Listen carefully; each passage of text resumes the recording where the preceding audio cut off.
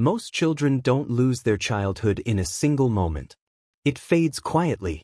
There's no announcement, no ceremony, no clear line between being a kid and becoming responsible for things you were never meant to carry. One day you're just different. Maybe you're 7 years old, watching the adults in your life struggle. The parent who is overwhelmed. A home where emotions feel unpredictable. A place where peace depends on someone keeping everything from falling apart. And without anyone saying it out loud, a realization forms in your mind. Someone has to be the responsible one. And it might as well be you. This is the psychology of a child who grew up too fast. Not the child who was forced to work early or take on obvious responsibilities, but the child who quietly stepped into emotional roles they were never meant to carry. The child who became the stabilizer of the household. Psychologists call this parentification, when a child becomes responsible for managing emotions long before they have the tools to do it. Instead of being comforted, they become the comforter. Instead of being protected, they become the protector. They learn how to calm arguments, how to read the tension in a room before anyone else notices it, when to stay quiet, when to fix things, when to disappear entirely. From the outside, this looks like maturity. Adults praise it. You're so responsible. You're so strong for your age. But inside, something quietly breaks. The child isn't maturing. They're adapting. And there's a difference. Over time, this creates what's known as survival independence, a pattern common in children raised in unpredictable environments. When support feels inconsistent, the brain stops expecting it. The child stops asking to be comforted, stops reaching out, stops relying on anyone else to solve their problems. They handle things alone. At first, it's a coping strategy, but as they grow older, it becomes part of who they are. These children often grow into adults who appear remarkably capable. They manage their lives well. They solve problems quickly. They rarely seem overwhelmed. But internally, there's a quiet struggle. Trusting support feels uncomfortable. Accepting help feels risky. Because somewhere deep in their mind lives an old belief. If I don't handle it myself, things might fall apart. There's another effect that's harder to see, something called split maturity.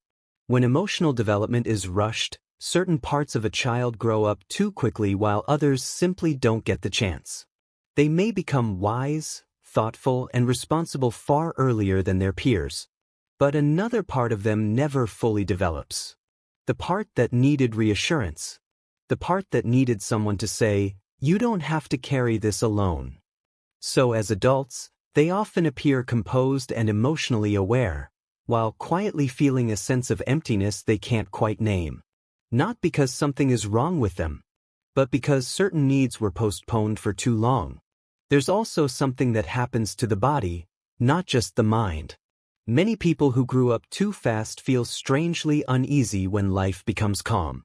When things slow down, their mind stays alert. They scan for problems. They anticipate tension. They feel restless doing nothing. Because during childhood, calm often wasn't safe. It was just the pause before something difficult happened. So the brain learned to stay prepared. Psychology calls this chronic stress adaptation, where the nervous system remains on guard long after the danger has passed. It's not anxiety in the ordinary sense. It's the body doing exactly what it was trained to do. And then there's the guilt. Children who carried too much responsibility early on often grow up believing their own needs are a burden. When they're struggling, they minimize it. When they need support, they hesitate to ask. Some feel genuinely uncomfortable when someone tries to take care of them, as if being the focus of someone's attention means they're causing a problem. So they give freely. They help. They listen. They show up for everyone. But receiving the same care can feel almost foreign. Finally, there's what we might call guarded empathy. Children who grew up too fast often develop an extraordinary ability to read people. They sense shifts in mood. They notice changes in tone.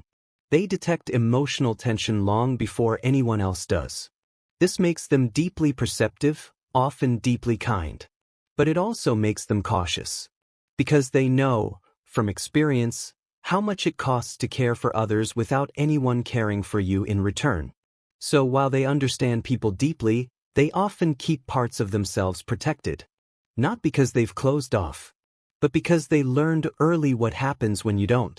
If you recognize yourself in any of this, here's what matters most. None of it means something is wrong with you. It means your nervous system adapted to pressure earlier than it should have. You learned responsibility before you learned safety. Strength before softness. Awareness before comfort. And none of that happened because you were weak. It happened because you were trying to survive in an environment that asked more of you than any child should have to give. The qualities you developed, resilience, awareness, independence, are real. The challenge now isn't learning how to be strong. You already know how to do that. The challenge is learning that you're finally allowed to rest. That needing support doesn't make you a burden. That being cared for isn't something you have to earn. And that the responsibility you carried as a child was never supposed to be yours alone. Growing up too fast may have shaped who you became. But it doesn't have to define who you remain. Because the child who had to be strong too early still deserves what they may have missed the first time around. A place where they don't have to hold everything together. Where it's safe to need something. Where the weight can finally be set down. So I want to ask you something. When you were growing up, did you ever feel like you had to be the strong one in situations where you should have just been a child? If you did, you're not alone. And sometimes the first step toward something different is simply recognizing that the weight you've been carrying for so long was never meant to be yours in the first place. Share your experience in the comments. Because the more people talk about it, the less invisible those childhoods become.